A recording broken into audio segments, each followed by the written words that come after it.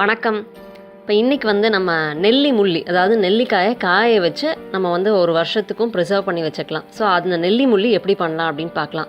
இப்போ இதுக்கு வந்து நான் நாட்டு நெல்லிக்காய் எடுத்துக்கிறேன். எதுக்காக அந்த நெல்லிமுள்ளி பண்ணுறோம் அப்படின்னாலே வந்து இந்த நாட்டு நெல்லிக்காய் வந்து அதாவது வந்து ஒரு வருஷத்தில் இந்த குறிப்பிட்ட சில மாதங்களில் மட்டும்தான் கிடைக்கக்கூடியது. அதாவது தை மாதம், இந்த ஜனவரி பிப்ரவரி இந்த டைம் மட்டும்தான் கிடைக்கக்கூடியது. அதனால் இந்த நாட்டு நெல்லிக்காயை வந்து காய வச்சு நம்ம வச்சுக்கிறது நம்மளோட பாரம்பரியமாக இருந்தது. ஏன்னா மற்ற நாளில் கிடைக்காது. இன்னொன்று, நெல்லிக்காயோடைய நன்மைகள் நமக்கு தெரியும். ஸோ இப்போ இந்த நாட்டு நெல்லிக்காயை வந்து எப்படி நம்ம வந்து அந்த காய வைக்கிறது அப்படின்னு பார்க்கலாம். ஸோ இதுக்கு வந்து நான் நாட்டு நெல்லிக்காய் எடுத்துக்கிறேன். கிட்டத்தட்ட ஒரு 20-25 காய் எடுத்துக்கிறேன். இதை வந்து நல்லா நம்ம வந்து வாஷ் பண்ணிவிட்டு, ஆக்சுவலாக இப்படி தான் இருக்கும் இந்த நாட்டு நெல்லிக்காய். ஏன்னா மேலேருந்து கீழே விழுறது. ஸோ அதனால் இந்த மாதிரி தான் இருக்கும். இதை வந்து நம்ம நல்லா வாஷ் பண்ணிவிட்டு நான் வந்து வேக வச்சு எடுத்துக்க போகிறேன். எவ்வளோ நேரம் வேக வைக்கணும் அப்படின்னு பார்த்தோன்னா கிட்டத்தட்ட ஒரு 5 நிமிஷம் வேக வச்சோன்னா போதும். ஸோ இப்போ நெல்லிக்காயெல்லாம் வேக வைக்கிறதுக்கு நான் வந்து எடுத்து வச்சுட்டேன். அதுக்கப்புறம் 5 நிமிஷம் கழித்து நம்ம பார்த்தோன்னா இந்த மாதிரி வெந்திருக்கும். ஸோ உங்களுக்கு பார்த்தோன்னாலே தெரியும், அதோட அந்த மேலே இருக்கிறதெல்லாம் கொஞ்சம் வெந்தது தெரியுது. இது இப்போ வெந்துருச்சா அப்படின்னு நம்ம எப்படி தெரிஞ்சுக்கலாம் அப்படின்னு பார்த்தோன்னா, இது வந்து இந்த மாதிரி ப்ரெஸ் பண்ணி பார்க்கணும். இந்த மாதிரி அழுத்தி பார்த்தோன்னா அது வந்து உடையும். இந்த மாதிரி உடஞ்சது அப்படின்னாலே வந்து வெந்துருச்சுன்னு அர்த்தம்.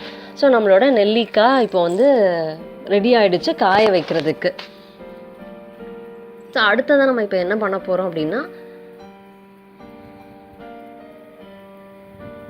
இப்போ எல்லா நெல்லிக்காயுமே பார்த்தோன்னா நல்லா வெந்துருச்சு. நல்லா அந்த மாதிரி அழுத்தி பார்த்தோன்னா நமக்கு உடையிறது தெரியுது.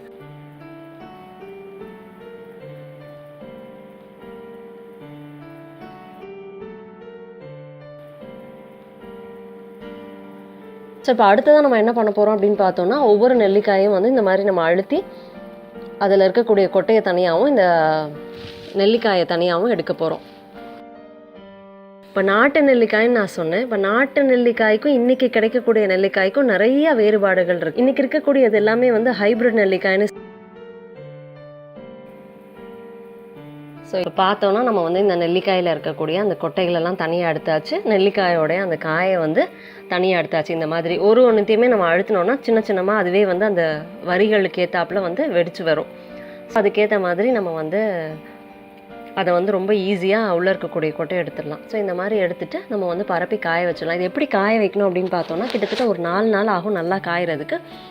ஒரே ஒரு நாள் மட்டும் நம்ம வந்து வெயிலில் காய வச்சா போதும். அதுவும் வெயிலில் காய வைக்கும்போது மேலே வந்து ஒரு துணியை போட்டு மூடிட்டு காய வைக்கணும். அதாவது முடிஞ்ச வரைக்கும் இதை வந்து நிழலில் காய வைக்கிறது நல்லது. ஆனால் வந்து நிழலில் காய வைக்கும்போது அதில் அந்த ஃபங்கஸ் ஃபார்ம் ஆகிடாமல் இருக்கணும். ஸோ அதனால் வந்து நீங்கள் வெயிலில் காய வைக்கிறீங்கன்னா மேலே வந்து ஒரு துணியை போட்டு மூடிட்டு வெயிலில் காய வைக்கணும். ஸோ இப்போ பார்த்தோன்னா நம்ம வந்து ஒரு நாள் காய வச்சது தான் இது. ஸோ அது பார்த்தோன்னா ஓரளவுக்கு நல்லா ஈரப்பதம் இல்லாமல் நல்லா வந்து ஒரு காஞ்சது தெரியுது. ஸோ அதே மாதிரி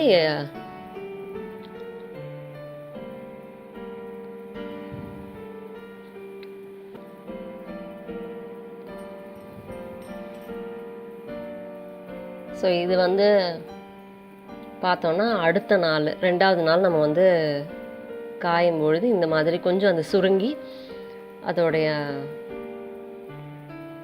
இந்த ஒரு ஈரம்லாம் குறைஞ்சிடுது. 3வது நாள் நல்லா ஒரு காஞ்சு நல்லா வந்து சுருங்கிடும். 4வது நாள் 5வது நாள் நீங்கள் காய வைக்கும்போது பார்த்தீங்கனாலே அதோட கலரும் குறைஞ்சிடும். அது நல்லா வந்து ட்ரை ஆகிடும். இப்போ இது வந்து நான் வந்து ஒரு வாரம் காய வச்சு எடுத்து வச்சுருக்கிறது இது. ஸோ இதை வந்து நான் வருஷம் ஃபுல்லும் யூஸ் பண்ண முடியும்.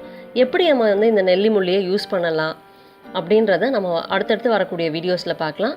ஸோ இப்போ சீசன் இருக்கும்பொழுதே நம்ம வந்து எவ்வளோக்கு எவ்வளோ நாட்டு நெல்லிக்காய் கிடைக்குமோ அந்த நாட்டு நெல்லிக்காயை இந்த மாதிரி காய வச்சு எடுத்து வச்சுட்டோன்னா நம்ம வருஷம் ஃபுல்லுக்கும் வந்து இந்த நாட்டு நெல்லிக்காயை பயன்படுத்தி நிறையா உணவுகள் தயாரிக்கலாம். அதெல்லாம் அடுத்தடுத்து வரக்கூடிய வீடியோஸில் பார்க்கலாம். இந்த வீடியோ உங்களுக்கு பிடிச்சிருந்ததுன்னா லைக் பண்ணுங்கள், ஷேர் பண்ணுங்கள். நம்ம சேனலுக்கு இன்னும் சப்ஸ்கிரைப் பண்ணலாம், சப்ஸ்கிரைப் பண்ணிக்கோங்க. தேங்க்யூ.